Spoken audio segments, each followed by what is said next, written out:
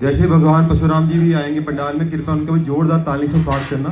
ताली बजाने में कंजूसी मत करना, जैसे भगवान परशुराम जी पंडाल में आएंगे।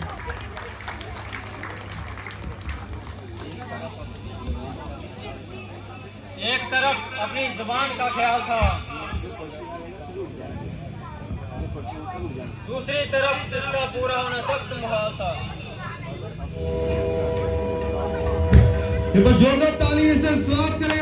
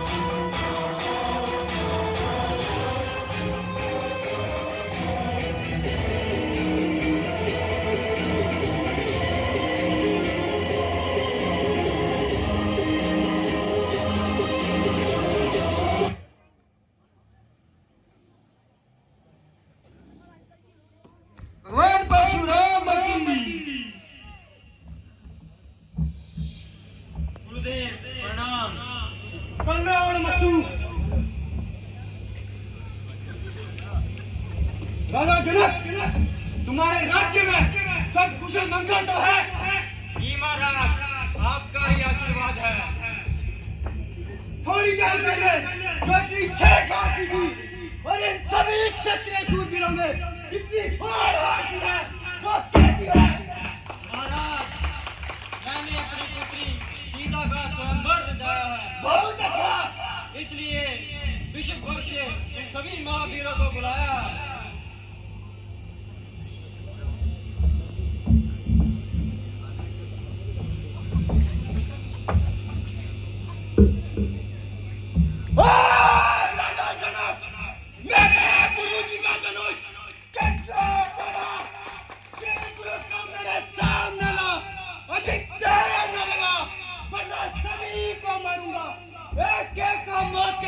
उतारूंगा।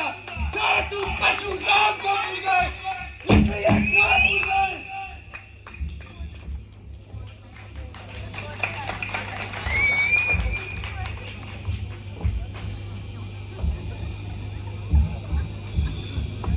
महाराज, ये मुझसे कसूर हुआ है। मुझे धनुष मेरे हाथों से चकनाचूर हुआ है। क्या तुम्हें माफी बर्बाद नहीं थी? क्या जिंदगी की चाह नहीं थी? बेशक खतावार हूँ, वो जो सजा दो उसका हकदार हूँ। अच्छा, अभी बताता हूँ और इस नाटक का मजा दिखाता हूँ।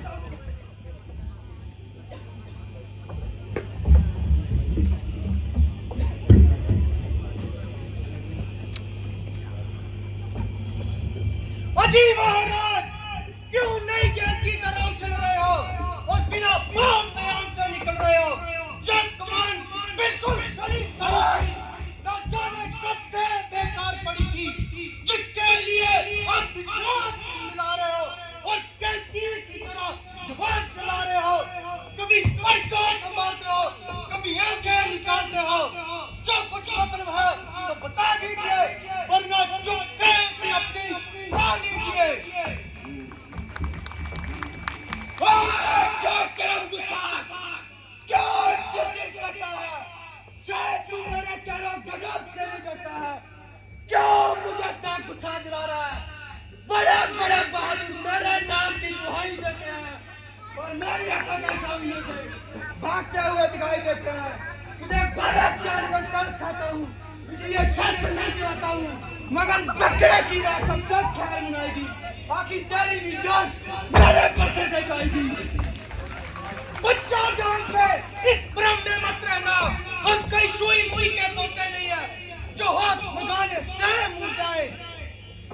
अरे तेरे जैसे सुई मुई के तोते तो मैं कब का उखाड़ फेंकूंगा और कई दफा तो मैं जब मौत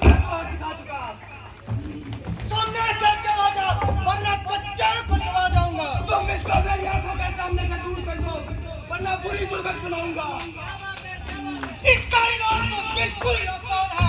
तुम अपनी आंखें बंद कर लो, मैं तुम्हें खुद ही नजर नहीं आऊंगी। तू मुझे दिखाई ना दे, भलाई तेरी इसी में है कि तेरी आवाज भी मेरे कानों को न सुनाई दे। इसका इलाज तो बिल्कुल आसान है। तुम अपनी कानों में उंगलियां कर लो, तुम्हारे लिए चारों तरफ इंसान है। तू बड़ा चिड़िया है, आदमियों की तरह बात कर, इधर मेरे हाथ में भी तीर है। ओ बदजुबान बेवक शैतान, अभी देखता हूँ तेरा तीर कमान।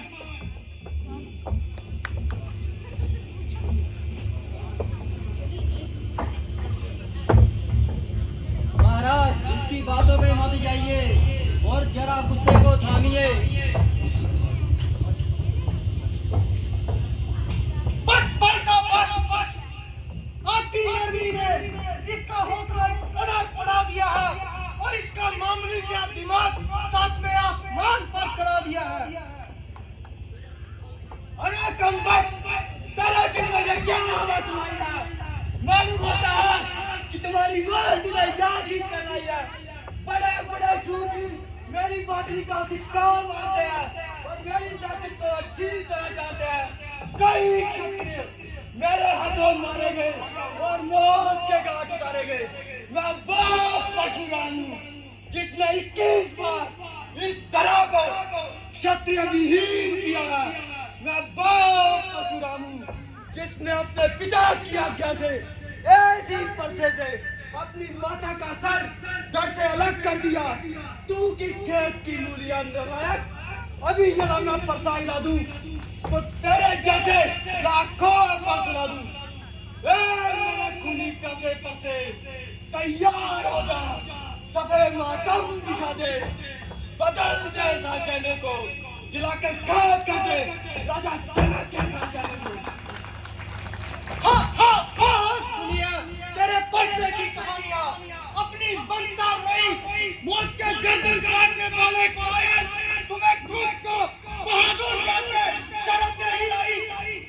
जिस मर्द ने तुम्हें अपनी कोख से जन्म दिया और अपनी शादी से लगाकर बड़ा किया, आज पुत्र उसकी गर्दन काटे।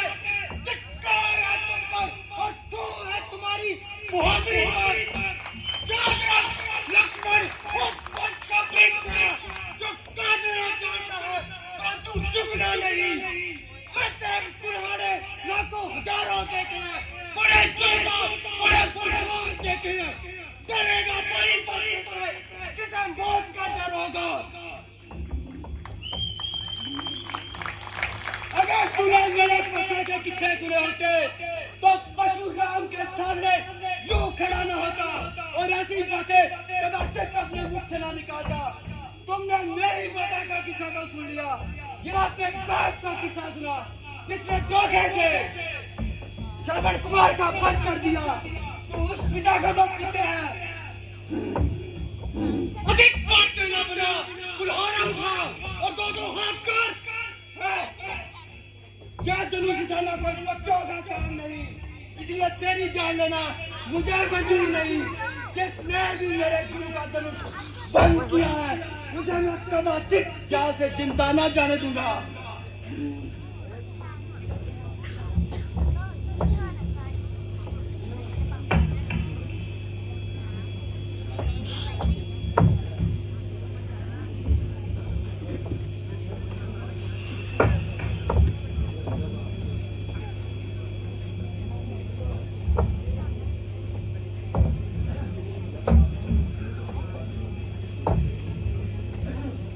जब आपको इसके कसूरवार होने से खुद को ही इनकार है,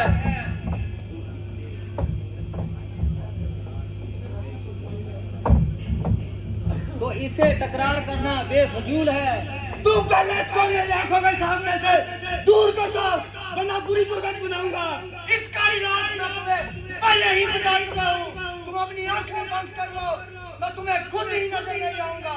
ओए कमबख्त नालायक, विश्वामित्र, क्या तुमने इसको सिखाया नहीं कि अपने बड़ों से कैसे बात की जाती है? क्या तो मेरी इज्जत को बड़ी बुराई के कमिटी में गिरा रहा है? क्या तो वही बात हुई रज की जब गुफ्तगू होने लगी, जी महाराज से आज से तुमसे तू होने लगी। खबरदार होशियार हो जा और मरने के लिए तैयार हो जा। अगर तेरी हड्डियों का चूरमा न बनाया तो मेरा नाम भी परशुराम नहीं।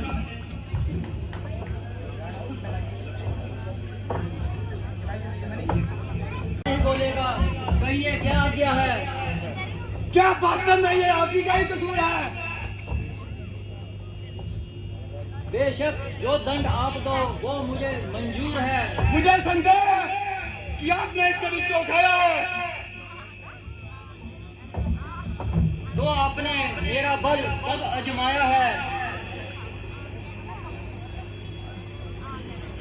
तो लीजिए इस धनुष का चिल्ला चढ़ाकर कमान कीजिए और मेरा इत्मीनान कीजिए।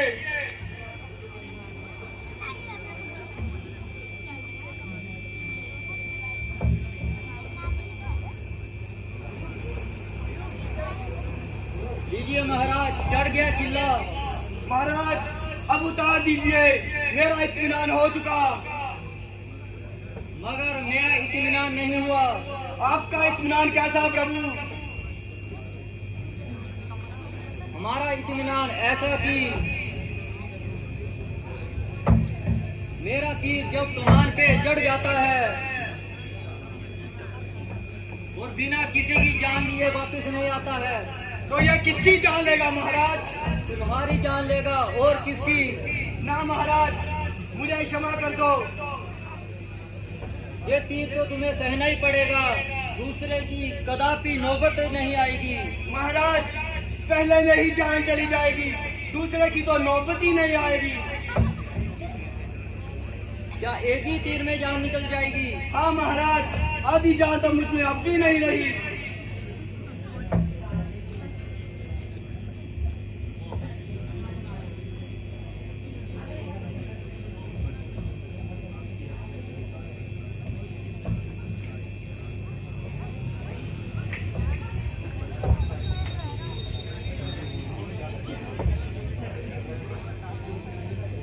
बस मिशन जी हो चुके। लक्ष्मण जी मेरे प्राणों की रक्षा कीजिए, मैं तो तुम्हारी नजरों से पहले ही दूर हूँ। अब मामला भाई के हाथ में है। मूर्खता बख्श मेरे मुख से ऐसी बातें निकल रही थी। प्रभु मैं आपके शरण में आया हूँ, मुझे जीवन दान दीजिए।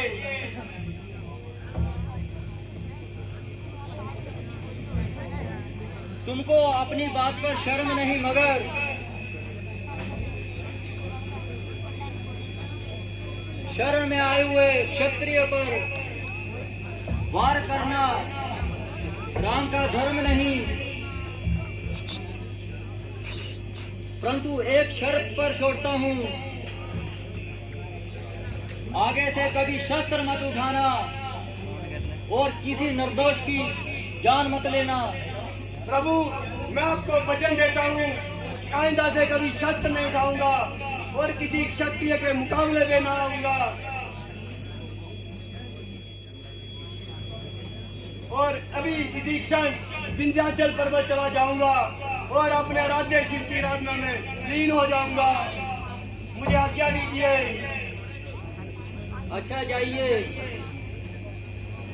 मिश्र जी भोजन करके जाइए। बस लक्ष्मण जी बहुत हो चुका, अगली बार आऊंगा तो अपने प्राण यहीं लेकर जाऊंगा।